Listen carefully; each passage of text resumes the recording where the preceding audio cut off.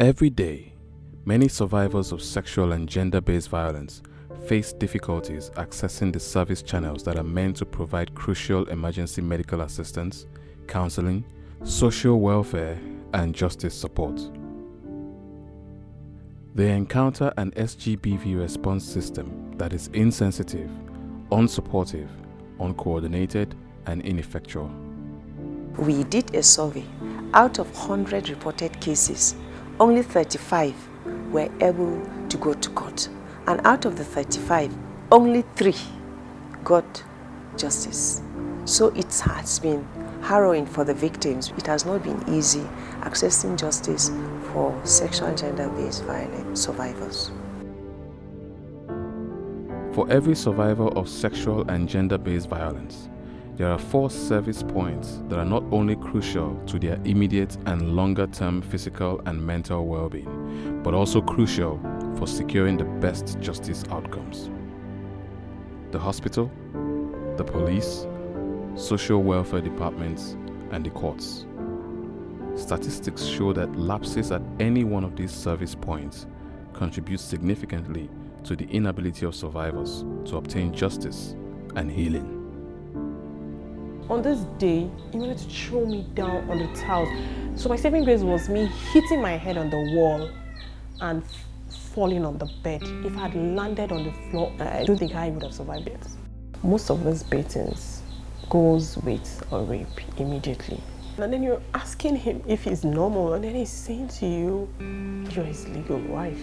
And so he has every right to not just physically assault you, but sexually assault you. So I went to NAPTIP, and the medical report was a very important evidence that they needed for this case. But the hospital said they couldn't because the doctors are colleagues with him in the same office where he works, and I cannot assess those medical reports. Shekaranta 5 makwabci ne muke da shi. Ranan da dubu ta tashi cika, uwar ne ta same shi, uwar yarinya. To kin ji mafari kenan da muka sani, shine sai ya kasance cewa ashe ba ma so ɗaya ba so biyu bane. Wannan shine na uku. Allah to na sirri shi. Kanina ne ma ya tafi da state din da ita yarinya da sauran 'yan sanda. The next day again sai suka ƙara cewa wai yaron shi kanina din ya dawo da kuɗin case file. Nuna masa ba mu da kuɗin wannan case file din. Kawo shi kenan za su neme mu. Growing up as a deaf child was a big challenge for me. Expressing my feelings was difficult. No one was ready to listen to me because they believed that anything I say is useless. One day, we were sent to work on the farm. Because my cousin was the oldest amongst us, he sent everyone away, leaving just the both of us on the farm. My 18-year-old cousin raped me at the age of 12, and nobody believed me because I was deaf. My grandmother and my own mother did not believe me, so I felt it was my fault. I wanted to kill myself. If they do not believe me, how can they take me to the hospital, police station, or even the courts to get justice? So the matter died within my family. I went to Bible study. I gone back, and I began to tell me the story. My neighbor, all of us eating for one plate. She come inside their own room, lock passage. The man now holding his hand, he push him on our chair. He remove his towel, tear his pants.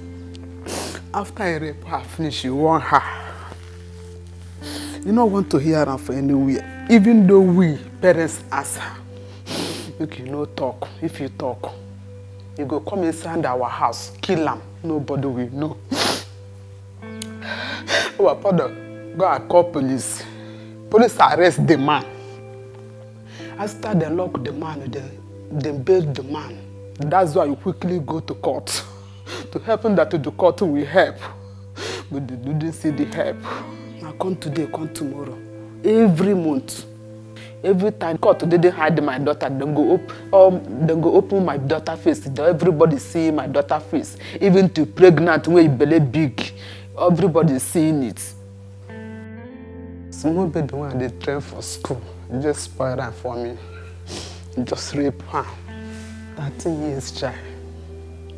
So, how can service points that provide support to victims of sexual and gender-based violence be better positioned to ensure that there are no lapses when they need to report a crime, gather evidence, get social support, and access justice?